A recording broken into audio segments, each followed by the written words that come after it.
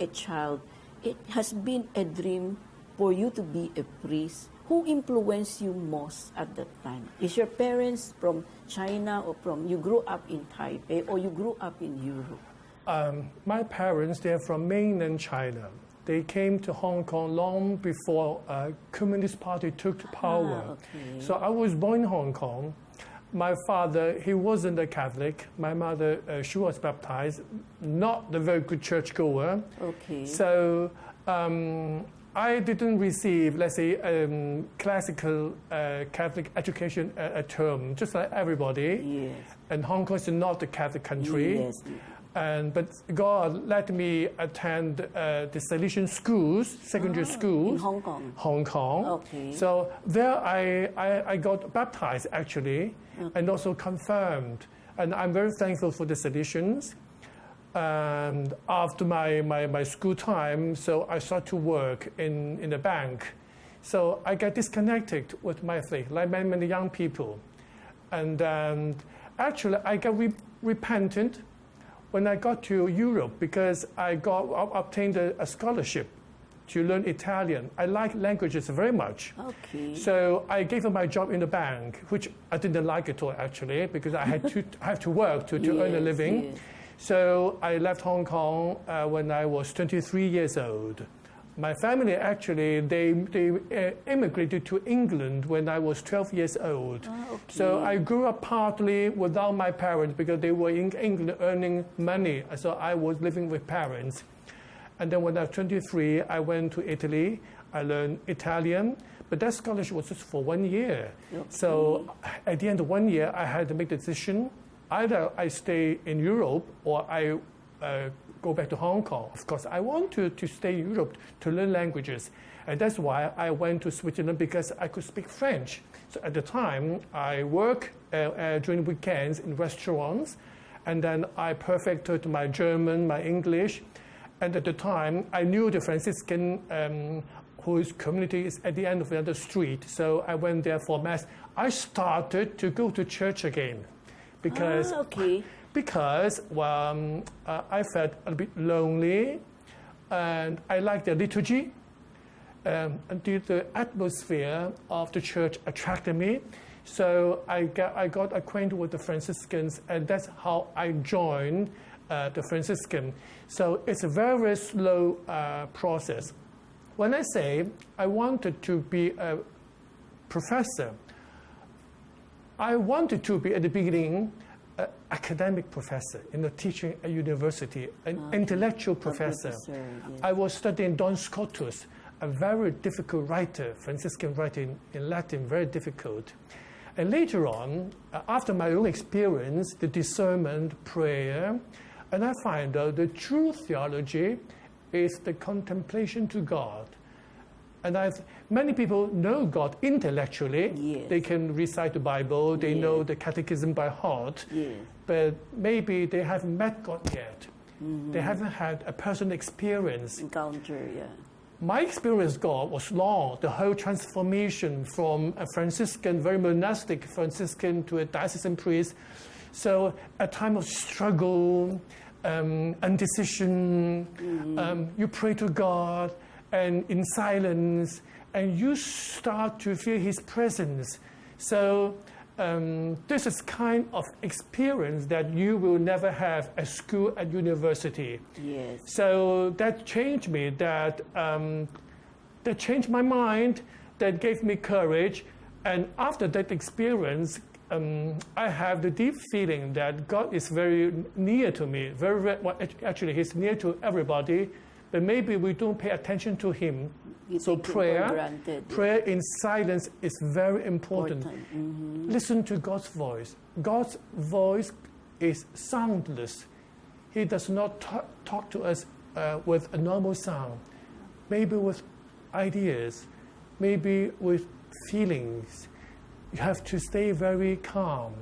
And then I learned something from my discernment, which lasts several years. If you have an idea, you don't know whether it's God's will.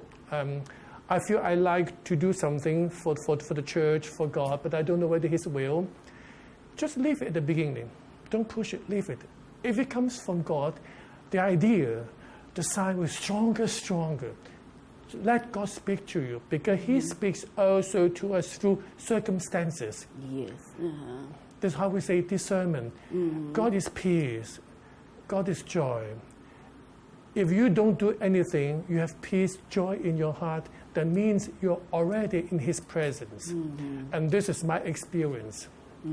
Your faith is very strong, right? You know He will come to you, He will answer you. It's a matter of time, because if you don't have that perseverance in you, I don't think you will be sitting here today, making your life Praise story. God for His mercy, for His help. Yes. You mentioned you are very good in language. At that time, you don't think you can be a good interpreter or translator? Yes, I did. I thought it before. When I was in Europe, before joining the Franciscans, I learned personally how to do simultaneous translation, interpretation. I read quite a lot of books. So I think God prepared me, because in Taiwan, I was asked to translate for different speakers, orally or written. Just like that. Also, I didn't miss the chance. I didn't miss the signs God gave me. In Europe, yes. I bought a lot of books, dictionaries, and then I trained myself. I'm an autodidactic translator. So I'm very thankful to God, When I look back at my past in Switzerland, I started to understand why God allowed me to spend 20 years in Switzerland and then allow me to work in Taiwan. It was a preparation also from the linguistical point of view.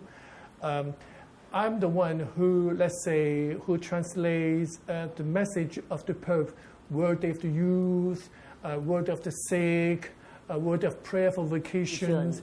When you translate the Holy Father's messages, knowing English is not enough. Yes. You have to understand theology the terms, to make sure the content is correct. So my studies in Switzerland, I must thank God also, because I had very good professors, Dominicans, for the Bible, for dogmatics, for moral, and for Latin. I could read Latin. So all of this preparation was necessary for the job I'm doing. When I translate simultaneously, orally, or normally for cardinals who come to Taiwan, so it makes me easier to translate what they say, because theology, the principles are the same, they won't change. Only the terminology, or let's say the emphasis changes. So yes, I feel very privileged. And I try to serve the church as much as I can with the language I know, and I enjoy doing that. You said you worked in the bank. So what did you finish? Accounting or what? Century clerk, bringing checks to the officers to approve, overdraw amount, and then to change the exchange rate, $1 to I forget how many Hong Kong dollars to change the exchange rate. Just sundry clerk. Not very interesting. But you graduated in accounting, something that has to related with the bank, or?